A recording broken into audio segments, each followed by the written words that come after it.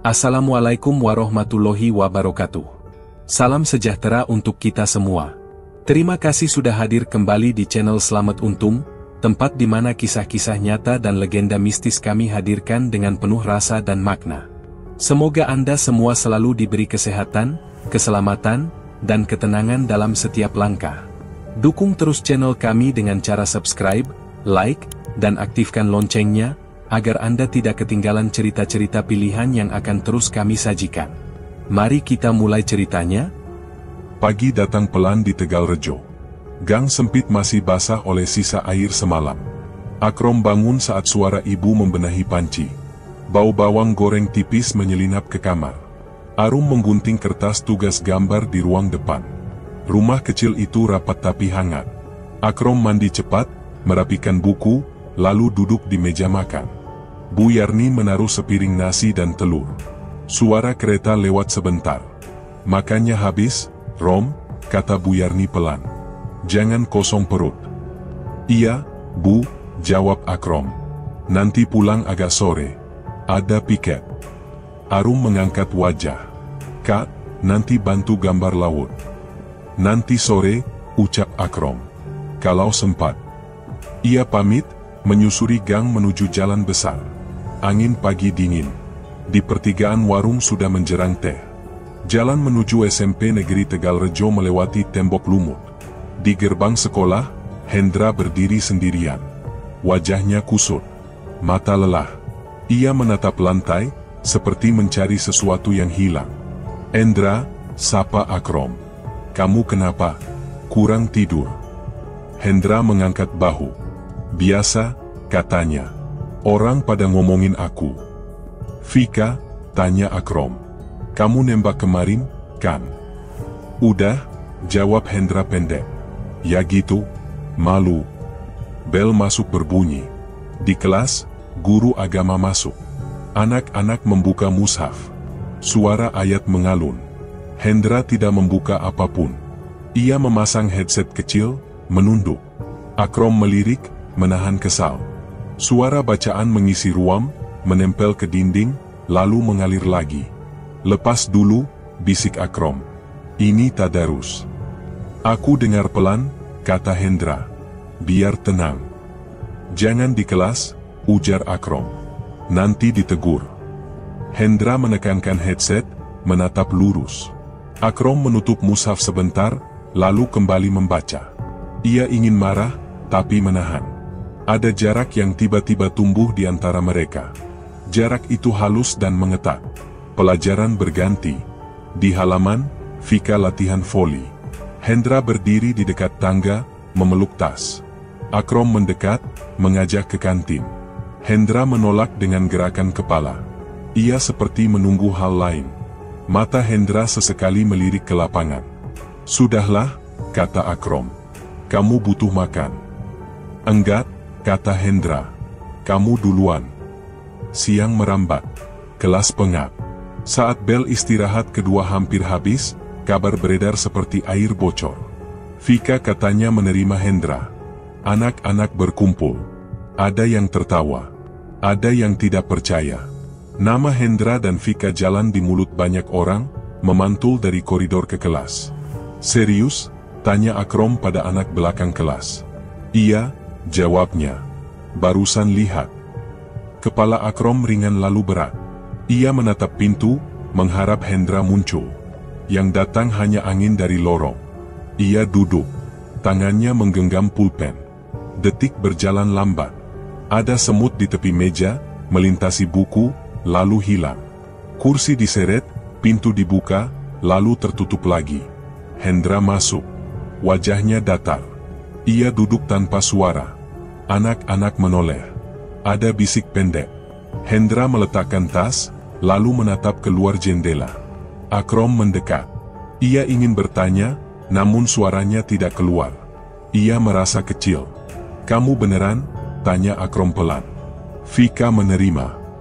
Hendra tidak memandang. Iya, katanya. Kenapa? Tidak apa-apa. Bel pulang terdengar. Guru terakhir menutup buku dan memberi tugas. Anak-anak bubar cepat. Di luar gerbang, suara motor dan pedagang saling tindih. Akrom berjalan sendiri menuju pasar Keranggan. Lorong padat memaksa langkah pelan.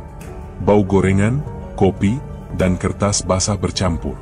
Langkahnya tenang, tapi di dada ada bunyi yang tidak mau diam. Di perempatan kecil, seorang ibu menata sayur. Seorang bapak menimang ayam. Suara tawar-menawar tipis. Akrom berhenti, menatap ke arah utara. Ia memasukkan tangan ke saku, menyentuh buku catatan. Ada ruang kosong di kepala. "Rom," gumamnya, "kamu jangan ikut campur." Namun bayangan pagi, headset di telinga Hendra, dan kabar siang menempel seperti bekas sidik di kaca. Ia berjalan lagi melewati kios rempah. Suara kereta lewat jam. Akrom menarik napas. Gang rumah tinggal beberapa tikungan. Ia tahu pintu akan terbuka. Malam datang di Tegalrejo, lampu gang redup, suara kereta lewat sekali. Akrom duduk di lantai, punggungnya bersandar ke ranjang. Bu Yarni sudah tidur. Arum memeluk bantal di kamar sebelah. Telepon bergetar. Nama Hendra muncul. Dada Akrom menegang. "Aku angkat," bisik Akrom pada diri sendiri. Suara Hendra serak. "Rom, kamu sendiri?" "Iya, ada apa?" "Aku cerita. Tapi jangan lempar ke siapapun. Cerita saja." Hendra menarik napas. Suaranya turun. Ia bicara pelan seperti takut didengar dinding. Ia bilang ada ritual di kuburan. Paman yang mengajak. Jarum kecil disiapkan. Darah setetes jatuh ke tanah baru. Diam. Tanah itu seperti menelan. Lalu muncul cairan merah di lubang kecil. Paman menyebutnya minyak wangi. Bentuknya pekat, berkilat kalau kena sinar. "Ada pantangan," kata Hendra. "Minyak ini cuma buat pemiliknya. Orang lain dilarang. Kalau melanggar, jangan tanya. Pokoknya jangan." Akrom memegang lututnya. Kamar sunyi. Keringat tipis di tengkuk. Hendra masih bicara, suaranya turun naik. Ia menyebut Vika. Ia bilang semuanya berubah cepat. Akrom mendengar sampai habis. Ia ingin menolak isi cerita itu, tapi kabar siang seperti telapak tangan menekan leher. "Hendra, itu dosa," kata Akrom. "Kamu tidak takut?" "Takut. Tapi aku sudah terlanjur," jawab Hendra. "Dengar saja. Dan ingat pantangan." Telepon berakhir. Akrom memandang langit-langit. Di luar, suara motor menjam. Ia terpejam namun tidak tidur. Wajah Karin lewat dalam bayangan. Bukan hasrat yang datang, melainkan dorongan untuk diakui. Ia menutup mata lebih rapat, tapi rasa ingin tahu menyusup dan tinggal. Pagi menjadi gerak biasa. Sarapan singkat. Bu Yarni mengecek tas. Arum memanggil dari meja gambar. Akrom pamit. Udara sekolah hangat. Jadwal olahraga siang ini. Hendra duduk di bangku beton dekat gudang. Ia menaruh tas di samping, resleting terbuka sedikit. Mata Hendra berkabut. Ia tidak banyak bicara. "Kamu masih simpan?" tanya Akrom pelan. Hendra menatap singkat. "Iya, jangan dekat-dekat. Aku cuma tanya." Bel pelajaran berbunyi. Guru memberi aba-aba lari kecil mengitari lapangan. Setelah pemanasan, mereka ke kamar ganti. Suara sandal menyeret lantai. Hendra masuk lebih dulu. Akrom menunggu di luar, menatap pintu terbuka setengah. Rasa ingin tahu seperti arus yang menggeser kaki. Ia mendekat, melihat tas itu sendiri di bangku. "Hendra," panggil Akrom.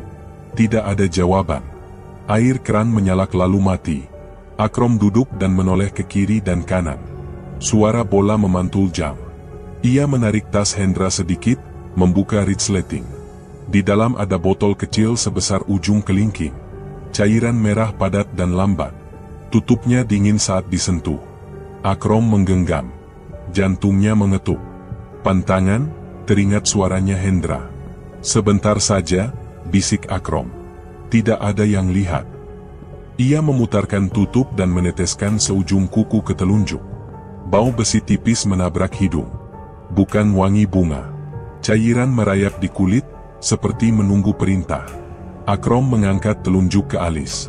Sentuhan pertama dingin. Dingin itu menarik garis dan tinggal. Ia menutup mata, menyebut nama Karin di dalam hati. Wajah Karin muncul dengan jarak dekat. Nafas Akrom pendek. Pintu kamar ganti berderit. Hendra keluar dengan kaos olahraga. Matanya langsung ke tas. Akrom sigap mengembalikan botol, menutup resleting, lalu berdiri. Hendra berhenti 2 langkah. "Kamu ngapain?" tanya Hendra. "Tidak apa-apa. Ayo ke lapangan."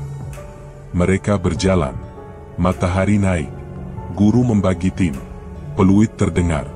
Akrom berlari, mendengar detak sendiri. Cairan itu meninggalkan sensasi dingin di garis alis. Ia tidak mengusapnya. Ia pura-pura lupa, tapi tubuhnya mengingat. Setiap langkah seperti memantulkan satu kalimat. Pantangan. Istirahat, anak-anak duduk di bayang bangunan. Hendra menatap Akrom, bibirnya ingin bicara tapi urung. Akrom menunduk, meminum air. Ia tidak menatap siapapun. Dalam diam, niat tumbuh diam-diam. Setelah piket nanti, ia akan menemuinya. Ia akan bicara sederhana. Ia ingin selesai. Bel ganti jam berbunyi. Lapangan kembali ramai. Akrom berdiri, merapikan baju. Dingin di alis makin tipis tapi ada. Ia menghela napas. Pikirannya rapat. Di kejauhan, kelas kosong mengintip dari balik jendela. Ia merasa pintu dalam dadanya masih belum tertutup. Pintu itu bergeser, membuka celah yang lebih jelas, namun belum ada suara dari dalam. Pintu di dada itu belum tertutup juga ketika kelas mulai kosong. Kursi didorong kembali ke meja, langkah kaki berkurang satu demi satu, dan suara halaman mengecil. Akrom duduk menghadapi jendela, menunggu napasnya stabil. Dingin tipis di alis masih tersisa, seperti sisa air yang tak mau kering. Ia beranjak ke bangku Karin. Mata Karin menatap buku, tenang dan lurus. Tangannya rapi, kuku bersih, wangi bedak sekolah samar saja. "Aku mau ngomong," kata Akrom. Suaranya rendah. "Sebentar." Karin mengangkat wajah. "Apa?" "Aku suka kamu," ucap Akrom. "Kalau boleh, aku mau jadi orang yang kamu pilih." Karin tidak menarik napas panjang, tidak juga tersenyum. Hanya tatapan yang tak bergeser. "Maaf," katanya. "Aku tidak bisa." "Kenapa?" tanya Akrom, hampir berbisik. "Aku belum mau," jawab Karin pelan. "Dan bukan kamu." Kata-kata itu jatuh sederhana, tetapi lekat. Akrom mengangguk seperti mengerti, padahal dadanya terasa kosong dan panas bercampur. Ia mundur selangkah, mengucap terima kasih kecil, lalu berbalik. Kelas terasa lebih terang tanpa alasan. Di lorong, angin dari halaman tidak menyentuh kulitnya. Langkahnya ke gerbang seperti menghindari tatap mata siapapun. Ia melewati lapangan, menunduk, tak menoleh kemana-mana. Di gang menuju pasar Keranggan, angkringan sudah menyiapkan nasi kucing. Lampu Petromax menyala datar. Akrom duduk sebentar, memandang bungkusan nasi dan orek tempe. Penjual bertanya pelan, "Mau teh panas?" Akrom menggeleng. "Nanti." Lidahnya hambar. Perutnya terasa penuh padahal kosong. Ia bangkit sebelum memesan apapun dan berjalan lagi melewati kios rempah. Bau kapulaga naik lalu hilang. Suara kereta terdengar jauh. Sampai rumah, Bu Yarni sedang merapikan cucian. Arum mengelem kertas gambar. Akrom lewat tanpa banyak suara, masuk kamar, lalu duduk di lantai. Waktu bergerak lambat sampai menjelang asyar. Begitu azan pertama terdengar dari Masjid Al-Falah Tegalrejo, kepala Akrom tertusuk rasa nyeri yang datang tiba-tiba. Sakit itu bulat dan padat, berdiam tepat di belakang mata. "Rom," panggil Bu Yarni dari dapur. "Kamu wudu dulu." Akrom menahan diri sampai azan selesai. Begitu suara muazin berhenti, sakit itu surut secepat datangnya. Ia masuk kamar mandi, memutar keran, menadah air.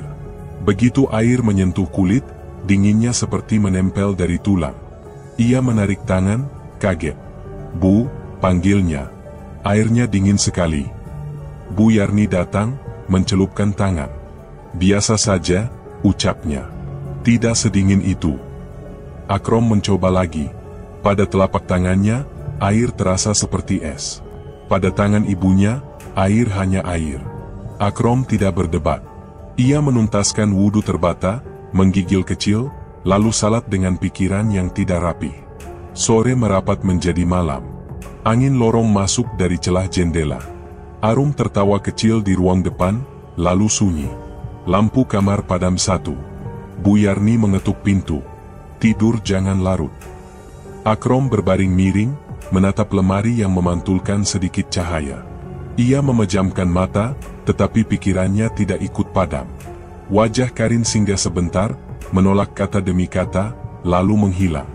Rasa dingin di alis menjadi ingatan yang tidak mau pergi.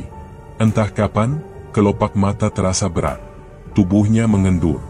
Lalu tiba-tiba ada jeda, seolah lantai bergeser sedikit. Akrom terbangun tanpa bisa membuka mulut. Tubuhnya tidak bisa digerakkan. Dadanya masih naik turun, tetapi kecil. Suara di luar kamar hilang.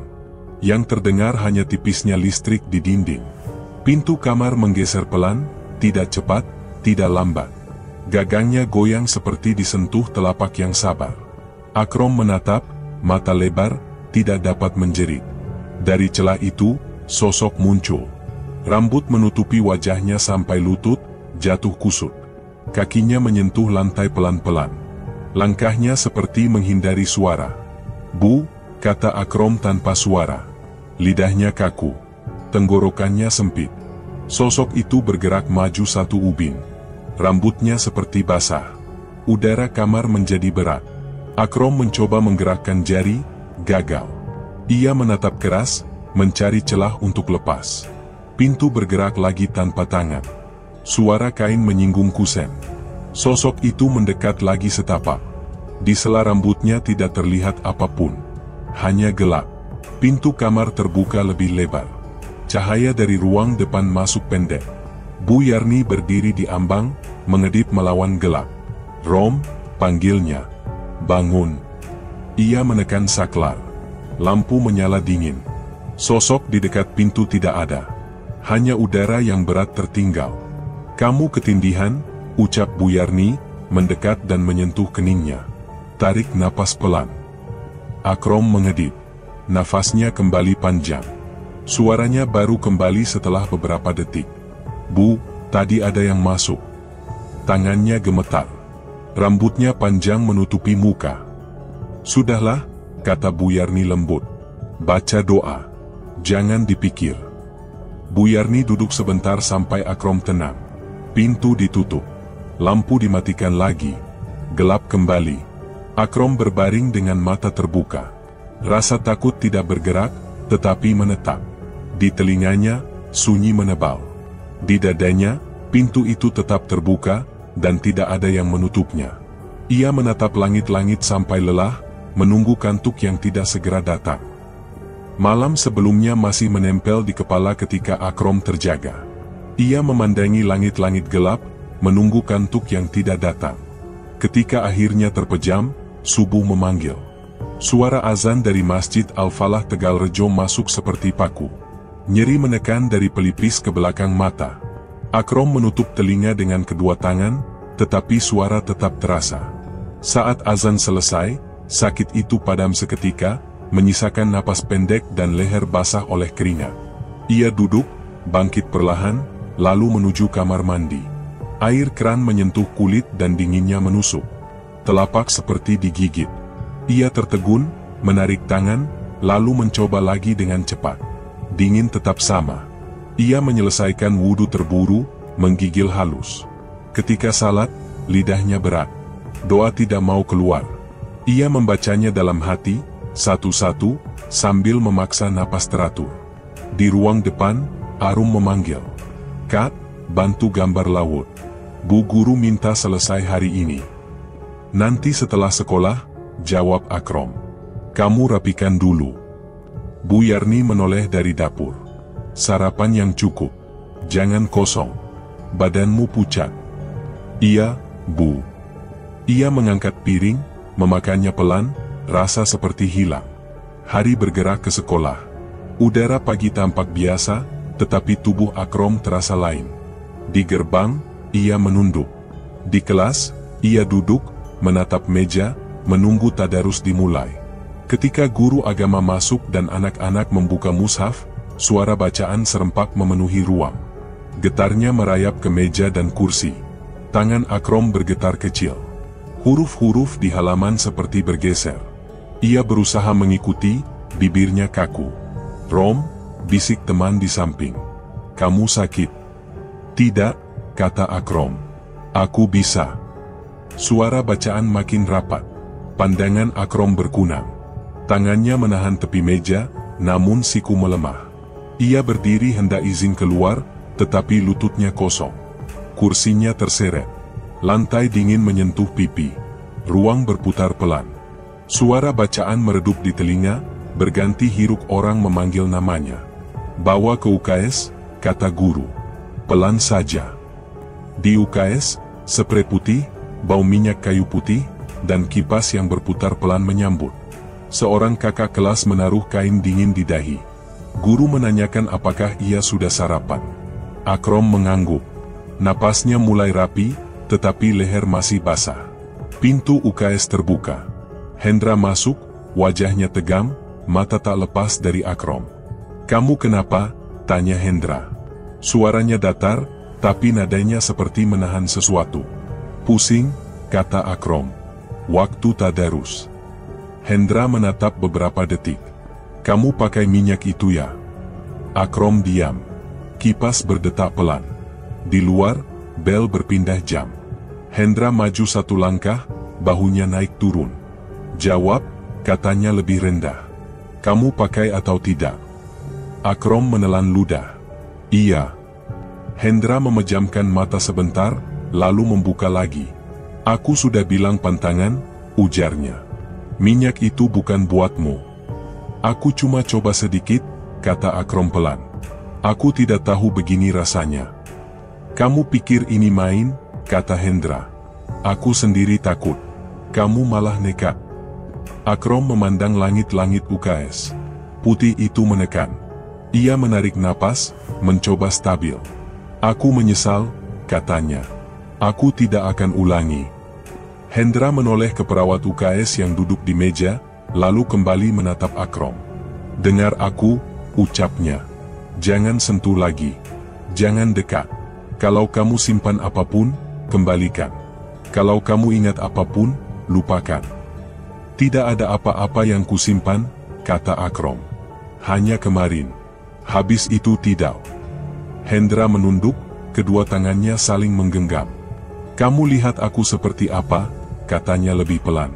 "Aku tidak tenang. Kamu jangan tambah." Suara di koridor bergeser ketika kelas lain bubar istirahat. UKS kembali sunyi. Perawat menulis sesuatu di buku catatan. Kipas tetap berputar. Akrom menutup mata sebentar, lalu membukanya lagi. Nyeri di kepala mereda, tetapi sisa dingin di alis masih ada. Ia ingin berdiri, tetapi menunggu. "Aku antar kamu ke kelas," kata Hendra akhirnya. "Jangan banyak gerak."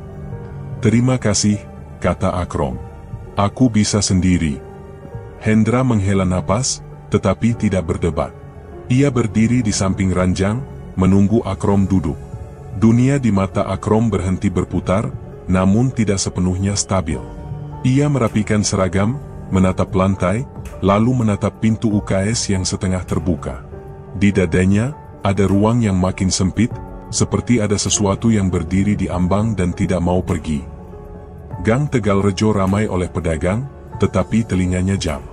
Ia masuk rumah, menaruh tas, lalu menutup pintu kamar. Arum menyapa dari ruang depan, dan Akrom menjawab pendek. Ia ingin diam, ingin hening yang bersih. Menjelang zuhur, ia mengambil headset dari laci. Ia pasang di telinga, memutar volume keras agar suara masjid tidak sampai. Musik hanya jadi tirai tipis. Saat azan mulai juga, kepala Akrom tetap tertarik nyeri. Ia menekan bantal ke telinga, tetapi sakit itu naik turun. Tiba-tiba tubuhnya berhenti patuh. Tangan menegam, betis kaku, lidah berat. Udara tidak masuk penuh. Ia melirik ke tepi ranjang. Di sana, sesuatu melongok dari bawah kasur. Bukan wajah yang jelas, hanya gelap padat. Dua lekuk yang seharusnya mata menatap tanpa kilat. Ruang menjadi berat. Bau lembab naik dari lantai. Akrom mencoba mengangkat lengan, namun hanya ujung jari yang bergerak. Ia menekan rahang, memaksa serabut di tubuhnya menyala lagi. Arum, ia memanggil, suara seperti tercekik. Arum. Yang gelap di tepi ranjang mendekat selapis. Bantal bergeser sedikit. Akrom meraih sudut ranjang, memaksa diri berguling, lalu jatuh ke lantai. Nyeri di lutut membuatnya sadar akan tubuhnya lagi. Ia bangkit setengah lari setengah jatuh, membuka pintu, berteriak memanggil adiknya. Arum muncul dari arah dapur, mata kaget. "Kak, kenapa?" "Ada di kamar," kata Akrom. "Barusan aku lihat." Arum menoleh ke pintu kamar. Di luar, udara terasa lain. Tidak ada matahari di halaman. Gelap menempel di dinding. Jam dinding di ruang depan menunjukkan angka 8 malam. Arum memelototkan mata. "Kak, kamu tidur dari sore. Ini sudah malam." "Aku baru dengar azan zuhur," kata Akrom. "Baru saja."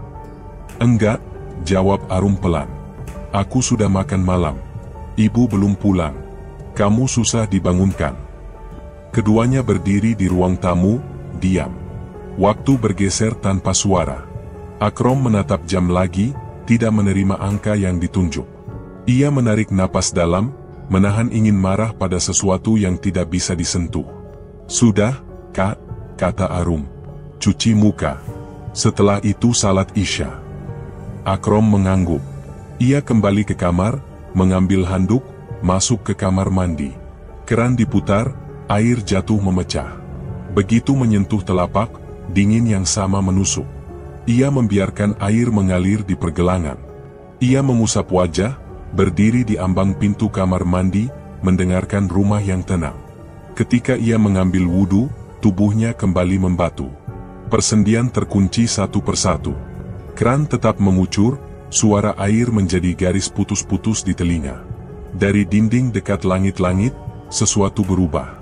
Ket kusam tampak lebih basah. Lalu muncul tangan. 1, 2, 3. Akrom memandang tanpa bisa berteriak. Tangan itu milik perempuan dengan tubuh ramping tapi salah. Ada 6 tangan, merayap di dinding, menempel di sudut, memegang langit-langit seperti serangga. Rambutnya jatuh sampai punggung. Kepalanya miring ke kanan, lalu ke kiri, seolah mencari tempat menaruh tatak. Kulitnya bukan putih, bukan hitam, hanya pucat seperti kulit yang lama tidak melihat hari. Ia bergerak pelan, dan setiap gerak menghasilkan bunyi kecil dari ket yang tersentuh. Napasnya makin pendek. "Arum," kata Akrom, nyaris tanpa suara. "Jangan masuk." Ia tidak tahu apakah adiknya mendengar.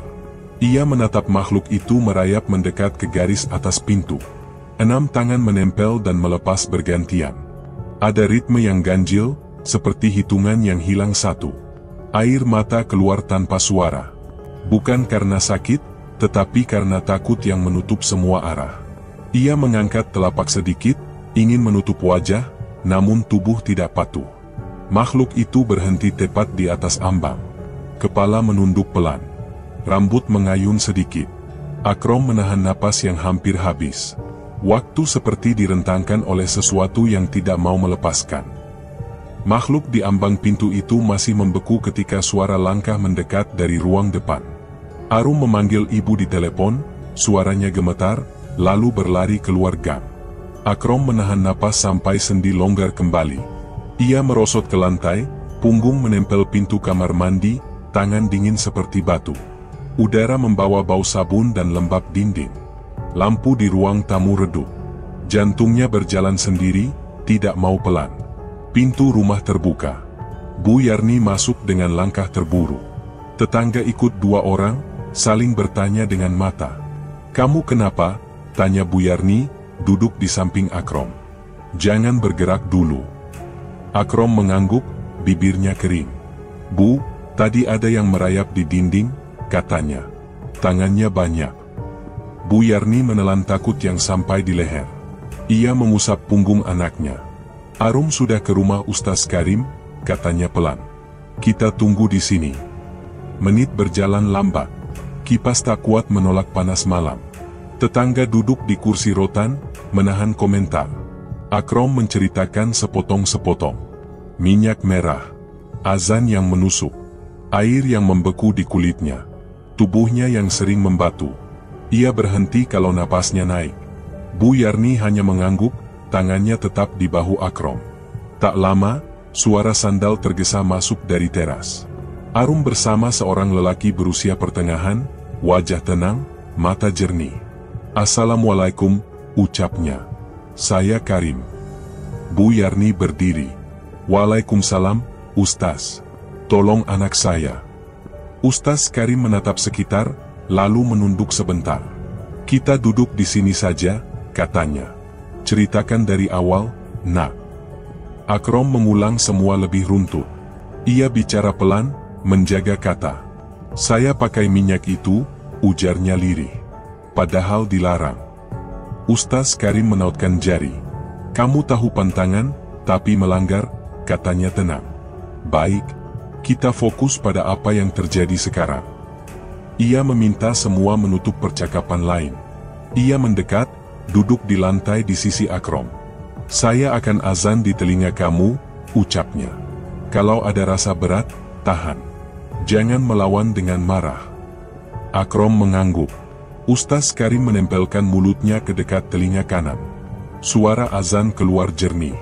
Ketika lafaz pertama berjalan, kepala Akrom seperti dihimpit benda keras. Rasa itu menekan dari ubun ke rahang. Matanya basah, tetapi tidak ada suara keluar. Ruang terasa ketarik. "Bertahan," bisik Ustaz. "Tarik napas." Listrik di rumah padam sebentar. Gelap menutup rata. Tetangga menahan teriakan. Arum memegang siku Bu Yarni. Dalam gelap itu, suara azan maju terus. Saat lafaz berakhir, listrik menyala kembali. Lampu kembali pucat. Akrom mengerjap, rasa berat mulai surut, namun sisa sakit tetap menggantung di belakang mata. Ustaz Karim menarik jarak setapak. "Ada yang menumpang," katanya pelan. "Kamu bukan pemilik minyak itu, jadi pintu tubuhmu lebih mudah dibuka. Ia memakai celah dari ketakutanmu." Bu Yarni menahan napas. "Apa yang harus kami lakukan?" Ustaz memandang jam dinding. "Malam sudah masuk dalam. Kita tidak menunggu," ucapnya. "Malam ini juga." Ia meminta air putih segelas. Meminta sajadah digelar di ruang tamu. Meminta jendela dibuka sedikit. Udara lorong masuk tipis. Ustaz memberikan isyarat pada tetangga untuk menutup pintu depan. "Jangan ramai," katanya. "Biar tenang." Ia meminta Akrom duduk tegak, telapak tangan di lutut. "Kamu akan dengar saya baca," ucapnya. "Kalau kepala berat, dengar saja. Jangan melawan." "Ustaz," kata Akrom pelan. "Kalau nanti datang lagi." Ustaz menatapnya. "Jangan panggil. Jangan sambut. Kamu cukup hadir, lalu biarkan saya menutup pintu itu." Ia membaca ayat-ayat perlahan, suaranya rendah tapi terjaga. Setiap kalimat seperti menata udara. Akrom menunduk, menahan getar di rahang. Sisa dingin di alis seperti bangun lagi, namun ia tetap diam. Arum duduk di ujung karpet, memeluk lutut. Bu Yarni berdiri dekat dinding, tidak ingin jauh, tidak ingin dekat. Rumah mereka terasa kecil, tapi malam terasa lebih kecil lagi, menyisakan ruang secukupnya untuk napas dan kalimat yang harus selesai. Ketika bacaan berhenti sesaat, Ustaz Karim menatap Akrom. "Kamu masih kuat?" Akrom mengangguk, keringat turun dari pelipis. "Saya kuat." Ustaz menutup matanya sekejap, lalu kembali membaca. Waktu berjalan tanpa jam. Di luar, gang sunyi. Di dalam, rasa belum bergerak pergi. Dan di dada Akrom, ada sesuatu yang pelan-pelan menunggu keputusan. Bacaan Ustaz Karim belum selesai ketika rasa belum bergerak pergi. Akrom duduk tegak di karpet. Arum memeluk lutut. Bu Yarni berdiri di dinding, menahan napas. Ustaz menatap jam, lalu meminta gunting, kain putih, dan mangkuk kecil. Udara gang masuk dari jendela terbuka. "Siapkan hati," kata Ustaz tenang. "Kita mulai sekarang." Bu Yarni menaruh kain di pangkuan. Ia menghalau rambut Akrom ke depan. Gunting mengunyah pelan. Helai demi helai jatuh, menempel pada kain. Arum menahan air mata, namun tangannya sigap mengumpulkan. Rambut yang tersisa makin tipis sampai kulit kepala tampak. Akrom menunduk, membiarkan semuanya berjalan. Ia tidak ingin bergerak. "Jangan bicara," kata Ustaz. "Ambil napas pendek. Fokus pada saya." Ketika cukur selesai, kain putih diikat. Bentuknya padat oleh helai yang baru saja milik Akrom. Ustaz mengambil gelas bening. Ia membaca Yasin dengan suara rendah. Kalimat berjalan tanpa putus. Air di gelas tampak biasa, namun bau tipis bangkit dari dasar. Ustaz menaruh gelas di depan Akrom. "Minum sampai habis," ucapnya. "Jangan singgah. Apapun rasanya, telan." Akrom mengangkat gelas. Begitu dekat ke bibir, bau busuk menampar. Bukan amis, bukan tengik, tetapi busuk yang tajam. Ia menahan napas, menegakkan gelas. Cairan menyentuh lidah, rasanya pahit menusuk dengan ujung panas. Tenggorokan seperti terkikis. Mata berair. Perut memutar. Ia hampir memuntahkan kembali. "Jangan," kata Ustaz. "Tahan. Baca syahadat dalam hati." Bu Yarni menekapkan telapak di punggung anaknya. "Ayo, Rom. Sedikit lagi." Akrom memaksa telan. Gelas kosong. Lidah terbakar kecil. Tubuhnya tiba-tiba kaku. Tangan terentang tanpa niat. Rahang menggertak.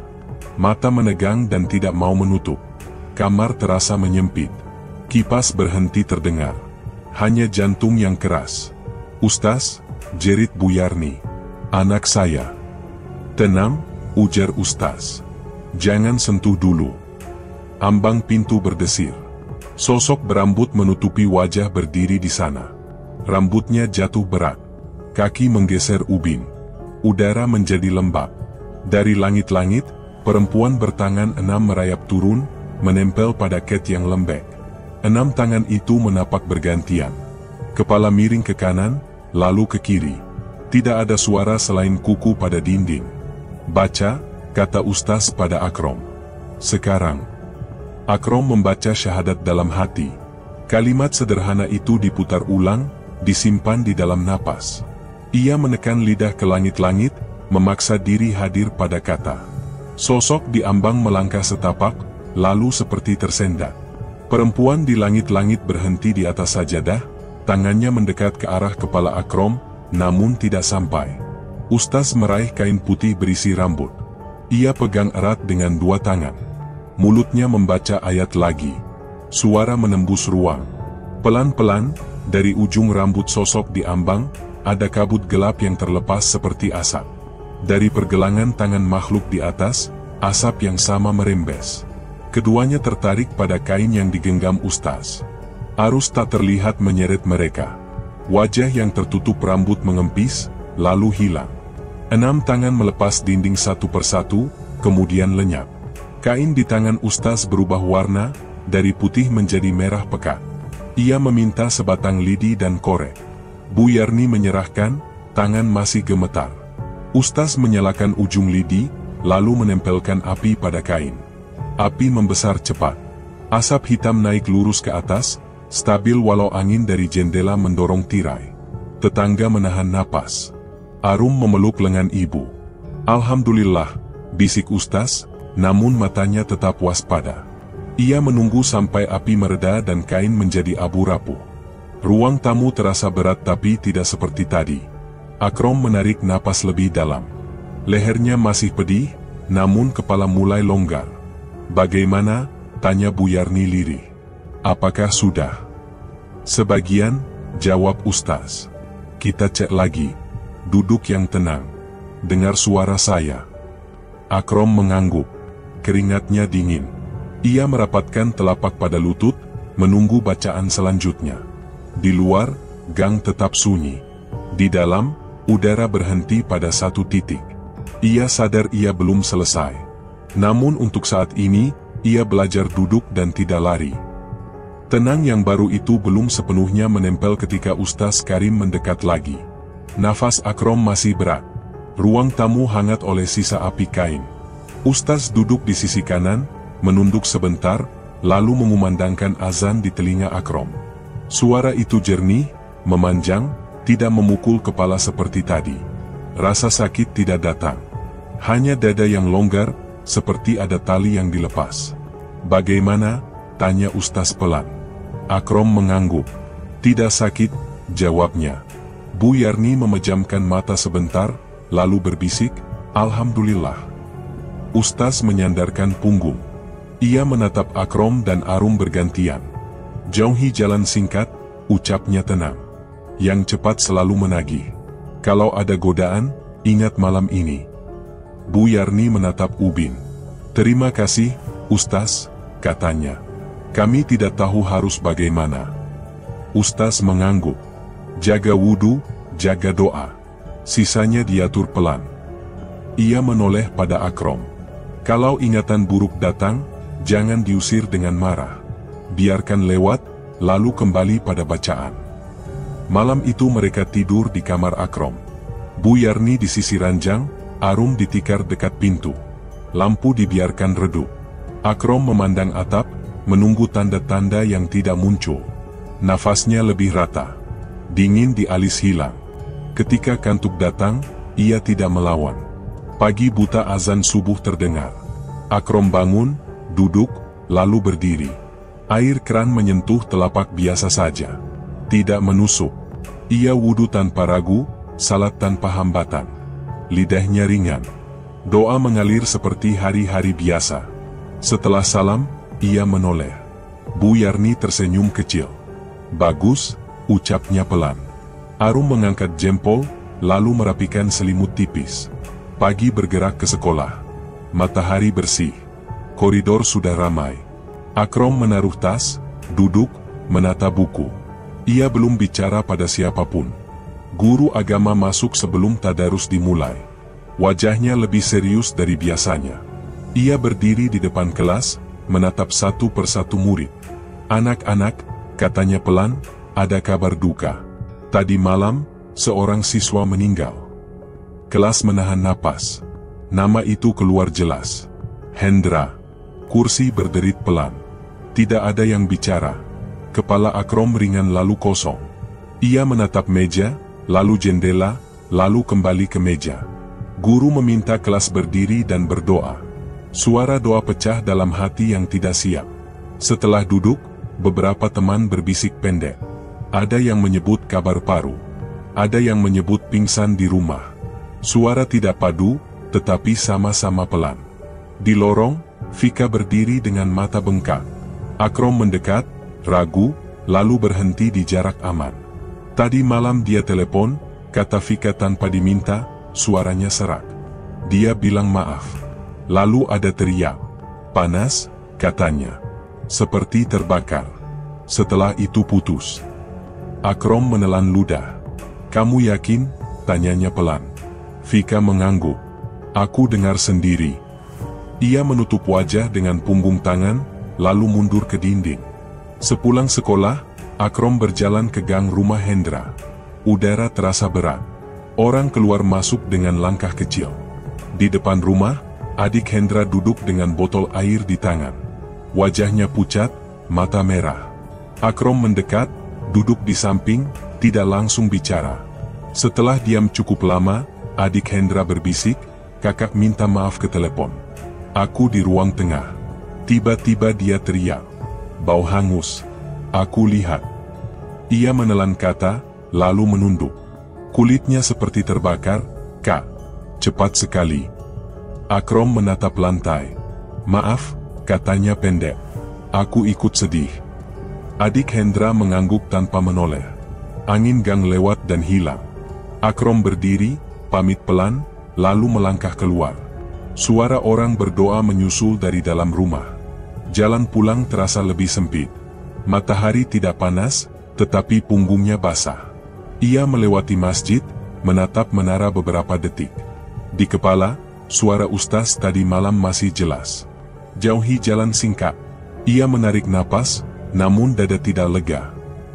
Tenang yang belum penuh itu tinggal sebagai ruang dingin di dada ketika Akrom dan Bu Yarni melangkah ke rumah duka di Tegalrejo. Bau kemenyan dan kopi menyatu di udara. Orang-orang berbisik pelan. Wajah Ibu Hendra tampak kering oleh tangis yang sudah habis. Akrom menunduk, mencium punggung tangannya, lalu duduk di karpet. Ia tidak membawa apa-apa selain kata singkat yang harus disampaikan dengan benar. "Bu," ucap Akrom lirih. "Saya ikut berduka." Ibu Hendra menatapnya. "Kamu temannya Hendra?" tanyanya pendek. "Iya, Bu," jawab Akrom. "Hendra teman dekat." "Dia anak baik," ucapnya, suara pecah tipis. "Kalau ada salah, maafkan." "Tidak ada yang perlu dimaafkan," kata Akrom. "Dia selalu baik." Kata-kata selesai. Tidak ada cerita tentang minyak merah. Tidak ada pantangan yang dilanggar. Rahasia itu ditahan di mulut yang rapat. Akrom menatap kain putih di ruang tengah, mendengar doa mengalun, lalu berdiri untuk pamit. Bu Yarni menekan lengan Akrom, memberi isyarat agar tidak lama. Di teras, angin mengangkat tepi kain tenda. Jalan kecil itu terasa berat, seperti menahan langkah agar pelan. Pulang, rumah mereka sepi. Arum menunggu dengan lem. Ia menunjukkan gambar laut yang sudah selesai. Ombak sederhana, ikan berwarna, tulisan namanya kecil di sudut. "Boleh ditempel?" tanya Arum.